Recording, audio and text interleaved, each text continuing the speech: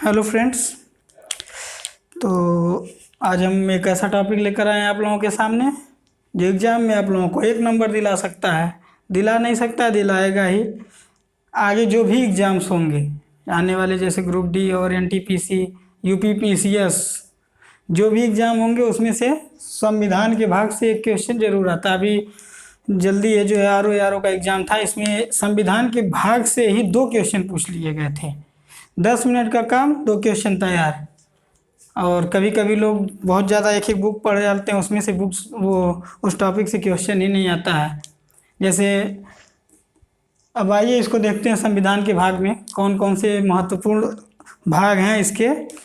तो संविधान में कितने भाग हैं, कितनी अनुसूचियां हैं और कितने अनुच्छेद हैं इस समय।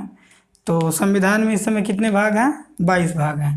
भाग कितने हैं संविधान में? 22 भाग। भाग 22। अनुसूचियां कितनी हैं? अनुसूचियां हैं इस समय 12। अनुसूचियां कितनी हैं? 12। मूल रूप से 8 थे, 4 संविधान संशोधन के तहत उसको और ऐड कर दिया गया है। उसके बाद जो है अनुच्छेद, कितने अनुच्छेद हैं इस समय? तो वैसे तो 395 थे, तो मेन तो 395 ही कहे जाएंगे, लेकिन इसमें कुछ ऐसे ऐड कर दिए गए हैं। मेन अगर पूछेगा कि मूल रूप से कितने हैं तो 395 ही होते हैं, लेकिन संविधान संशोधन के तहत बहुत सारे अनुच्छेद भी जो है ऐड कर दिए गए हैं। तो इस टाइम लगभग जो है, वैसे पूरा टोटल अगर जोड़ा जाएगा तो 465 प्लस टोटल अनुच्छेद कितने हैं? 465 प्लस हैं। भाग 22 हैं और अनुसूचियाँ 12 हैं।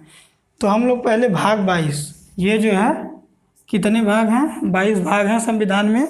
उसको एक एक करके आज देख लेते हैं। इसको एकदम ध्यान से देखिएगा, इससे आप लोगों को आने वाले एग्ज़ाम में 1 नंबर या 2 नंबर भी मिल सकता है। कोई भी एग्ज़ाम हो, आप लोग अगर पढ़ना है तो टॉपिक वाइज पढ़िए। देखिए क्वेश्चन कहाँ से राइज होते हैं, पीछे के जो भी क्वेश्चन पेपर्स होते हैं उसको पढ़िए, ध्यान से देखिए और स्मार्ट स्टडी करिए। मेहनत तो गधे भी करते हैं, लेकिन सफल कहीं नहीं होते हैं। तो इसीलिए जो है हार्ड वर्क की जगह स्मार्ट वर्क करना शुरू करिए, हो सकता है फ़ायदा हो। तो आइए संविधान के भाग को देखते हैं हम लोग। कितने भाग हैं? 22। तो भाग ए में क्या बोला गया है? संविधान के भाग 1 में क्या कहा गया? संविधान किसके लिए बनाया गया? भारत के लिए। भारत है क्या? पूरा एक संघ है, और संघ के अंदर क्या है? राज्य। तो ऐसे आप लोग याद कर लीजिए, अगर संविधान की जहाँ बात आती है तो शुरुआत वहीं से होगा कि भारत क्या है? राज्यों का संघ है। तो भाग 1 क्या हो जाएगा? संघ और उसके राज्य। संघ कौन? भारत के बारे में बात हो रही है, ठीक। संघ और उसके राज्य। तो भाग 1 याद हो गया होगा आपको, संघ और उसके राज्य। मतलब भारत और भारत के जो भी राज्य हैं वो भाग 1 के अंतर्गत आते हैं, ठीक है। उसके बाद अगर मान लीजिए संघ राज्य की बात हो गई, अब राज्यों में रहता कौन है ये बताइए? राज्यों में तो नागरिक रहते हैं ना। तो उसके बाद तुरंत बात होने लगेगी नागरिक की। तो भाग 2 के बारे में बात हो रही है, तो भाग 2 क्या हो जाएगा? भाग 2 हो जाएगा नागरिक। मतलब नागरिक मतलब नागरिकता, नागरिकता से संबंधित विशेष इस पे दिया गया है। कौन नागरिक होगा कौन नहीं होगा इसके बारे में बताया गया है भाग 2 में, ठीक है। भाई नागरिक हैं, जो भी भारत के नागरिक होंगे, क्या होगा? अगर आप रह रहे हैं अपने देश में तो आप लोगों को कुछ अधिकार चाहिए ना। हर बात में सरकार रोक टोक नहीं कर सकती है। हर बात में आपके जीवन के ऊपर कौन कौन से नियम लागू होते हैं सब कुछ सरकार नहीं बना सकती है। इसलिए संविधान में नागरिकता मतलब जो भी नागरिक हैं उनके लिए क्या बनाया गया? कुछ मौलिक अधिकार। ऐसे मौलिक अधिकार जो आपको आपकी अच्छी ज़िंदगी जीने के लिए सहायता करते हैं।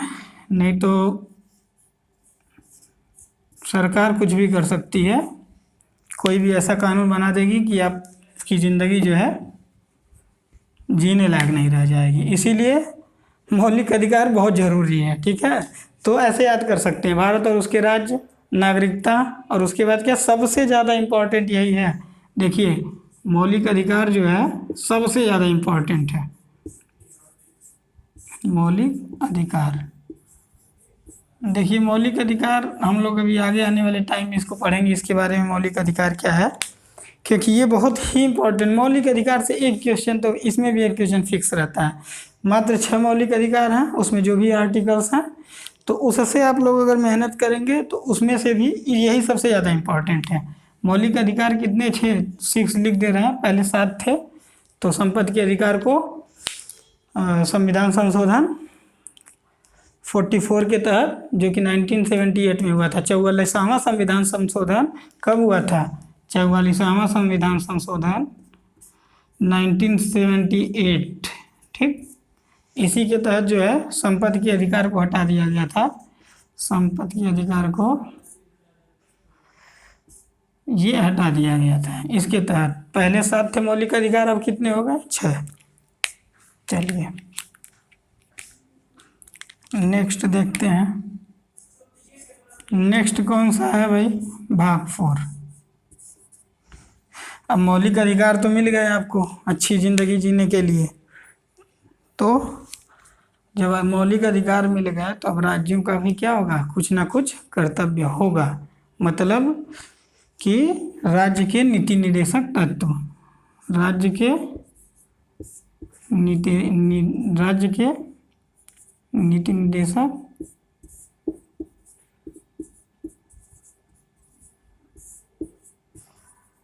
चलिए, तो आर्टिकल ये चारों तो एकदम याद कर लीजिए। राज्य के नीति निर्देशक तत्व, नीति ऐसे नहीं, ऐसे लिखा जाता है पहले नीति।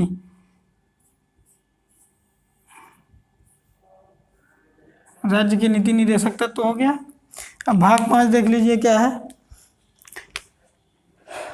राज्य की नीति, अब एक और यहीं पे भाग जो है बाद में ऐड कर दिया गया था, भाग 4 का इसमें क्या था भाई?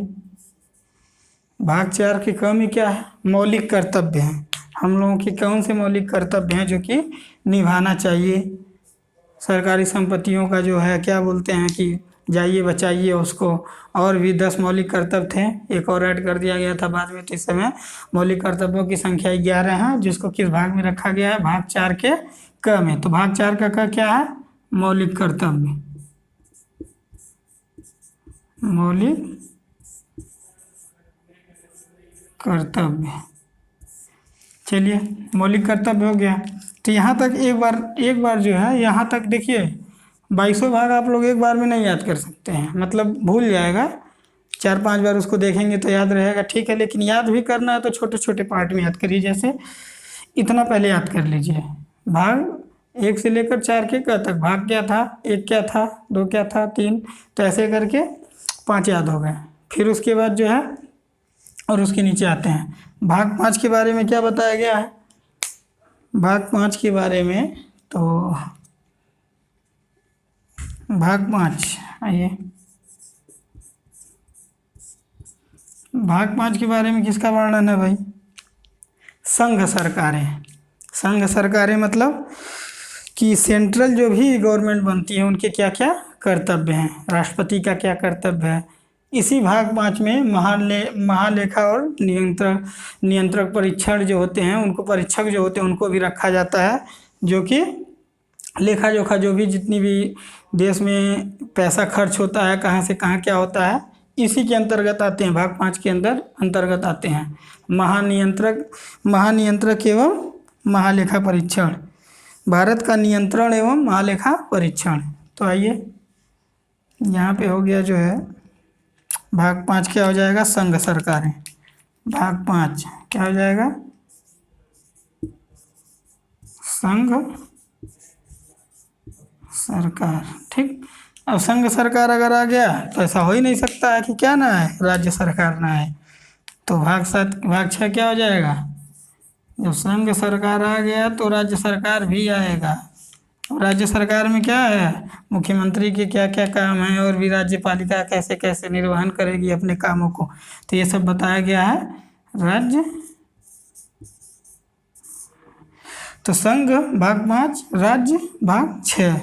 राज्य सरकारें, संघ सरकारें ये थी, राज्य सरकारें आपका ये हो गई। ठीक, भाग 6 हो गई। भाग 7 क्या था? भाग 7 निरस्त कर दिया गया, उसको याद करने की ज़रूरत नहीं है। तो यहाँ पे लिख देते हैं भाग 7 क्या कर दिया गया भाई? इसको निरस्त। भाग 7 जो है निरस्त, तो इसको याद करने की ज़रूरत नहीं। क्या था? तो छोड़िए इसको। देखिए इधर का तो याद हो गया। भाग 1 संघ और उसके राज्य क्षेत्र, भाग 2 नागरिकता, भाग 3 मौलिक अधिकार, भाग 4 राज्य की नीति दे सकते हैं, तो भाग 4 का काम है मौलिक कर्तव्य।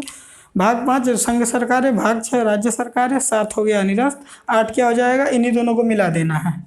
इन दोनों को मिला देंगे तो क्या मिल जाएगा? भाग 8। इधर जो है इन दोनों को अगर मिला देंगे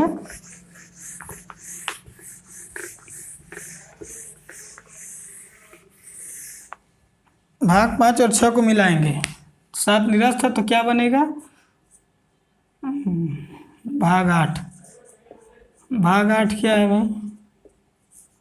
भाग 8 में जो है हम लोगों को बताया गया है कि भाग 8 क्या है? संघ और राज्य, संघ और राज्य। ठीक, तो याद कर लीजिए भाग 8 क्या हो गया? संघ और राज्य हो गया। ठीक, चलिए यहाँ तक तो याद हो गया होगा भाग 8 तक। अब आगे आइए सबसे इम्पोर्टेंट जो कि हर एग्जाम में लगभग लगभग पूछ लेता है, भाग 9 पंचायत। ये बताइए पंचायत। ठीक, पंचायत में क्या क्या आता है? भाग 9 क्या है? पंचायत है। भाग 9 पंचायत।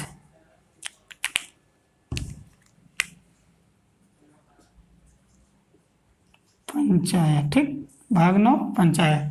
ये बहुत इम्पोर्टेंट है, हर एग्जाम में पूछता है। ये ना पूछ के क्या पूछता है? भाग 9 का क क्या है और 9 का ख क्या है, ये भी दोनों याद करवा दे रहे हैं आपको। भाग 8 संघ और राज्य। राज्य है, राज्यों में क्या होती हैं? पंचायतें। ऐसे थोड़ा सा दिमाग जो है थोड़ा थोड़ा याद करने के लिए कोई अपना एक ऐसा ट्रिक बना लीजिए जो आपके काम है। भाग 8 संघ और राज्य। राज्य में क्या होती हैं? पंचायतें। पंचायतों में क्या आती हैं? नगर पालिका, नगर पालिकाएं। तो 9 के क में क्या हो जाएंगे? नगर पालिकाएं और सहकारी समितियां हो जाएंगी 9 के ख में। तो और क्या हो जाएगी? सहकारी समितियां, सहकारी समितियां। चलिए भाग 8 संघ और राज्य। भाग 9 पंचायत। भाग 9 का क्या है? नगर पालिका, और 9 का ख क्या है? सहकारी समितियां। तो यहाँ तक याद कर लीजिए। तो 1 से लेकर कहाँ तक पहुँच गए हम लोग? भाग 9 तक।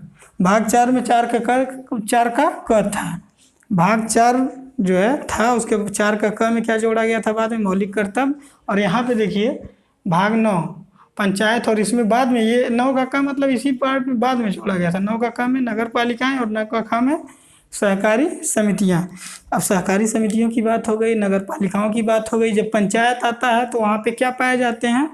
ज़्यादातर देखते होंगे कि गांव में या फिर जंगलों में अनुसूचित और कुछ जनजाति लोग रहते हैं। ठीक है, तो अनुसूचित और जनजाति क्षेत्र। उसके बाद हम लोग कहाँ आ जाएंगे? पंचायत के बाद तुरंत दिमाग में आना चाहिए कि अनुसूचित,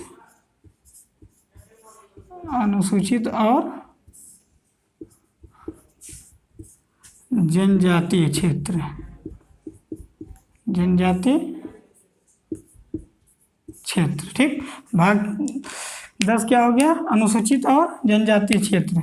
उसके बाद भाग 11 भाग 11 क्या हो जाएगा? तो भाग 11 में संबंध, किसके बीच संबंध? संघ और राज्यों के बीच संबंध के बारे में बताया गया है। संघ और राज्यों के बीच संबंध, कैसा संबंध रहना चाहिए, क्योंकि दोनों राज्य सरकार कैसे चलाती है? सरकार अपना केंद्र के समन्वय से, कुछ चीज़ें वहाँ से पैसा आता है तभी तो यहाँ पे लागू होता है। तो अगर वही बताया गया भाग 11 में कि राज्यों का केंद्र के साथ कैसा संबंध रहना चाहिए। अब संबंध आ गया तो अभी बताए ना, पैसा वहीं से आता है। ठीक, अगर एक वर्ड यहीं में और जोड़ दे, इसी में एक वर्ड और जोड़ दे कि संघ और राज्यों के बीच वित्तीय संबंध, वित्तीय संबंध किस में वर्णन किया गया, इसके बाद वाले भाग में, तो भाग 12 में।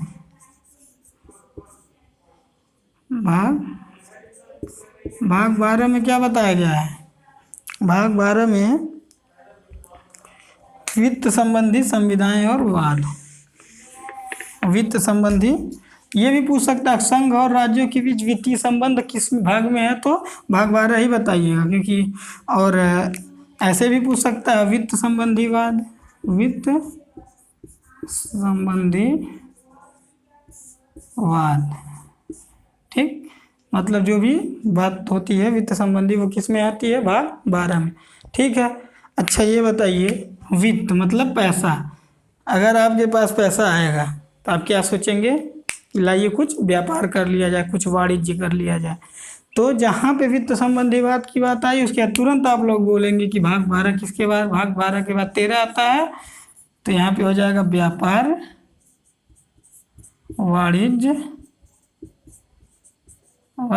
वाणिज्य संबंधी उपागम।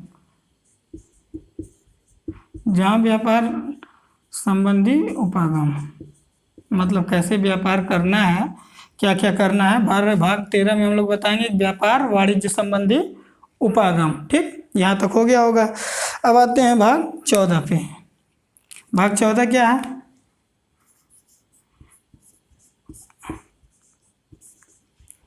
व्यापार करने निकले, ठीक है, क्या हुआ, व्यापार करने निकल गया, व्यापार नहीं हुआ सही से, घाटा होने लगा, आपके मन में आया कि छोड़ो यार व्यापार नहीं करेंगे, अब हम बनेंगे IAS-PCS, तैयारी करेंगे अच्छे से। तो IAS-PCS बनने के लिए क्या हो गया, तो IAS-PCS जैसे याद करने के लिए ये ट्रिक बता रहे हैं, थोड़ा बहुत जो दिमाग में बैठ जाएंगी चीज़ें, कि भाग 13 में हम व्यापार करने निकले थे और जो है व्यापार नहीं हुआ तो हम IAS-PCS, तो ये दिमाग में आया IAS-PCS कौन कराता है भाई, तो याद आया कि लोक सेवा आयोग और संघ आयोग जो भी, तो UPSC कराता है, UPPSC यहाँ यूपी का कराता है, तो इनका वर्णन किस भाग में किया गया ये भी दिमाग में आ जाएगा। तो भाग 13 में ये हो गया, और भाग 14 में क्या हो जाएगा, संघ और राज्य के अधीन सेवाएं,